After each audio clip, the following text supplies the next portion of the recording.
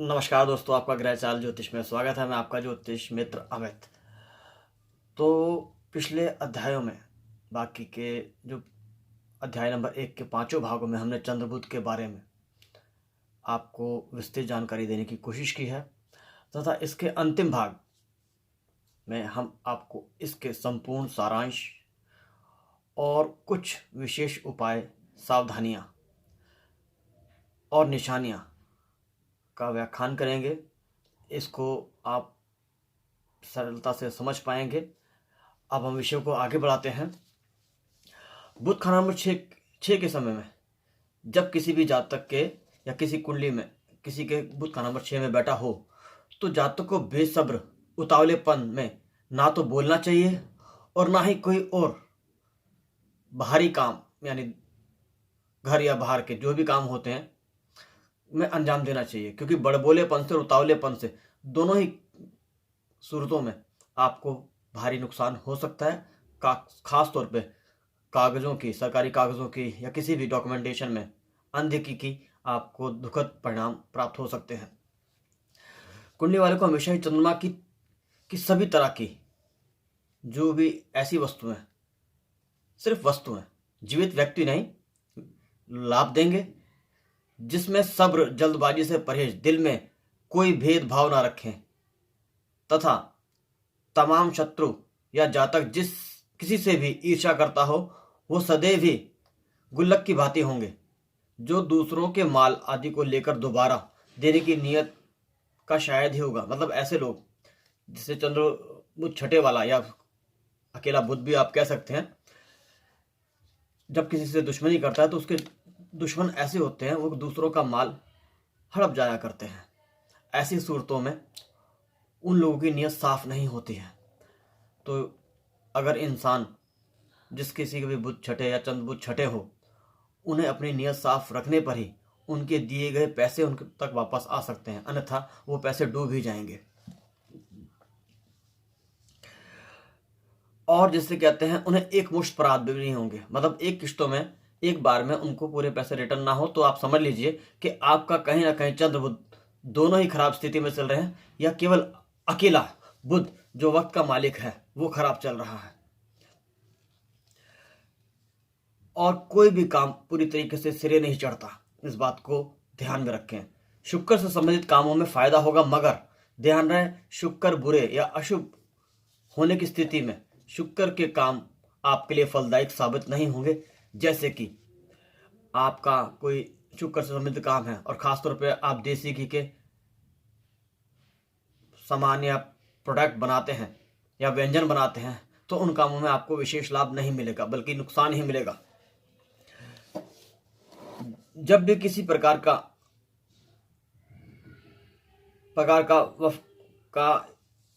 काम और उसमें वफादारी या नमक हरामी ना हो तो उसमें सूर्य नेक गिना जाएगा। वफादारी या नमक हरामी ना हो, मतलब वफादारी होनी चाहिए लेकिन नमक हरामी नहीं होनी चाहिए, तो ही आपका सूर्य अच्छा माना जाएगा। और सूर्य से संबंधित दोस्त, रिश्तेदार, कारोबार, वस्तुओं को बुरी नीयत या नमक हरामी की दृष्टि से सोचने आदि से इंसान अपने जाति प्रभाव, मतलब इंसान का खुद का एक प्रभाव होता है, वो ही खत्म हो जाएगा। ऐसी सूरतों में आपको अपने प्रभाव को बनाए रखने के लिए किसी के साथ धोखा या वफादारी के दिखावे नहीं करने हैं। जिसका अन्न खाया है, जिसकी भी आप शरण में या जिसके भी साथ आप नौकरी कर रहे हैं या जिस किसी की भी नौकरी कर रहे हैं, उसके लिए आप पूरे वफादार रहें तो यकीन मानिए बुध अपना बुरा प्रभाव नहीं देगा। इससे चंद्रमा बुरे असरों का नहीं होगा और आपको मासिक आय की प्राप्ति या दैनिक आय की प्राप्ति हमेशा होती रहेगी। किंतु शनि की चीज़ों से या शनि के स्वभाव से बचें। शनि के स्वभाव आपको बताए जा चुके हैं। बिना बात के चालाकी, मक्कारी, राहु के किसी भी व्यक्ति से द्वेष करके उसके लिए षड्यंत्र करना। केतु अशुभ का बताया जा चुका है कि किसी के सही मार्गों को पर चलते हुए भी उसको पथ भ्रष्ट करने की चेष्टा करना या अपने छोटे से लाभ के लिए उसको गुमराह करना, ये सब अशुभ ग्रहों के प्रभाव, निशानियां और ऐसे स्वभाव हैं जिससे अगर आप दूर रहेंगे तो आपके ग्रह हमेशा ही आपके लिए सकारात्मकता लिए हुए आपको सही दिशा निर्देश के साथ आपके लक्ष्य पर पहुंचाने के लिए आपके साथ हमेशा ही सहयोग करेंगे। और वक्त का पहिया यानी बुध केतु अब आपके लिए खुद ब खुद मददगार होगा जब आप इन चीजों से जो आपको पहले बताई जा चुकी हैं उनसे दूर रहेंगे, वरना आपकी चलती गाड़ी के पहिए यानी केतु टूट जाएंगे। ध्यान दीजिए दोस्तों कि जब कभी भी आप बुरे स्वभाव के ग्रहों में आते हैं या ग्रहों के बुरे स्वभाव में आते हैं तो ही आपका काम, कारोबार या कोई भी ऐसी विषय वस्तु जिसके लिए आप अग्रसर हो रहे हैं, ऐसे वक्त में अगर आप धैर्य, संयम और निष्ठा के साथ साथ वफादारी, ईमानदारी के साथ अपने लक्ष्य की ओर चलते हैं, भले ही आपको उसके लिए कड़ी मेहनत करनी पड़े, किंतु आपको लक्ष्य की प्राप्ति जरूर होगी। अब निशानी के तौर पर चंद्रमा की सभी बेजान वस्तुओं को कायम करने से पारिवारिक तौर पर शांति और दिल का चैन हमेशा के लिए कायम होगा, किंतु रात को सफ़ेद वस्तुओं का इस्तेमाल ना करें, सफ़ेद खाद्य पदार्थ वस्तुओं का इस्तेमाल ना करें और रात को आप चंद्र बुध के वस्त्र यानी सफ़ेद कपड़े पहन के ना सोएं। जब किसी के भी चंद्र बुध इकट्ठे हों या बुध छठे और चंद्रमा खाना नंबर 2 में हो, बुध छठे चंद्रमा खाना नंबर 10 में हो, बुध छठे चंद्रमा 8 में हो, बुध छठे चंद्रमा 12वें में हो, यहाँ तक कि बुध छठे और चंद्र 5 हो तो भी आपको रात में सफ़ेद वस्त्रों को नहीं पहनना। ऐसे ही बुध छठे चंद्रमा लगन में हो तो आपको सफ़ेद वस्त्र नहीं पहनने। जब तक जातक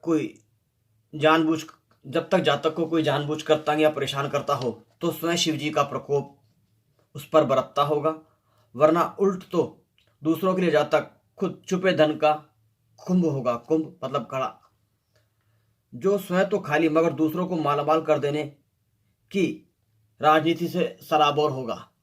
यानी ऐसे जातक जिनके चंद्रमा खास तौर पर अच्छे हों वो दूसरों के लिए लाभदायक सिद्ध होंगे तथा उनको खुद के लिए कोई फायदे नहीं होंगे, लेकिन दूसरों को वो हमेशा ही फायदा देते रहेंगे। यानी दूसरों के लिए हमेशा ही सकारात्मकता और ऊर्जा लिए हुए होंगे। उनको हमेशा ही किसी न किसी प्रकार की नीति से या स्वेच्छा से उनके कार्य में, उनकी प्रगति पर वह कार्यरत रहेंगे तथा उससे उनको लाभ भी दिलवाएंगे। ऐसे लोग अगर जब किसी के अधीनस्थ काम करते हैं तो उनकी कंपनी, दुकान, फैक्ट्री या किसी ठेकेदारी में भी होते हैं तो उनको वो लाभ मिलता है, मगर उनके मालिकों को। ठीक है दोस्तों, आज का विषय चंद्र बुध खाना नंबर 6 अध्याय नंबर 1 भाग नंबर 6 यही समापन होता है। आशा है आपको इस विषय से संबंधित जितनी भी जानकारियाँ परमात्मा ने मेरी सोच में डाली वो मैंने आप सबके साथ साझा की है। आपको इससे अवश्य लाभ मिलेगा तथा आप इस तरह की अगर आपके घर में, परिवार में किसी की भी कुंडली है तो आप उसके स्वभाव, उसके मन, यहाँ तक कि उसकी सोचों को भी आप जान पाएंगे कि ऐसी स्थिति में आपको किन किन चीज़ों का सावधानी रखनी है, किन किन ग्रहों के उपाय करने हैं तथा ऐसी स्थिति में ग्रहों की निशानियाँ बतौर घर में या रोज़मर्रा की ज़िंदगी में उस जातक के लिए कितनी मददगार साबित होंगी या हानिकारक साबित होंगी, उसके लिए आपको सभी स्थितियाँ बताई गई हैं तथा इससे लाभ लें और ज्योतिष को एक सहारा, एक बंधु मानकर आप उसे अपने साथ हमेशा ही सहयोग दें और वो आपके सहयोग से, हमारे सहयोग से बढ़ेगा, फलेगा और फलीभूत भी होगा। तो दोस्तों, आज के विषय को यहीं विराम देते हैं। अगले विषय में हम आपसे फिर मुलाकात करेंगे। तब तक के लिए मुझ अमित को आज्ञा दीजिए। नमस्कार।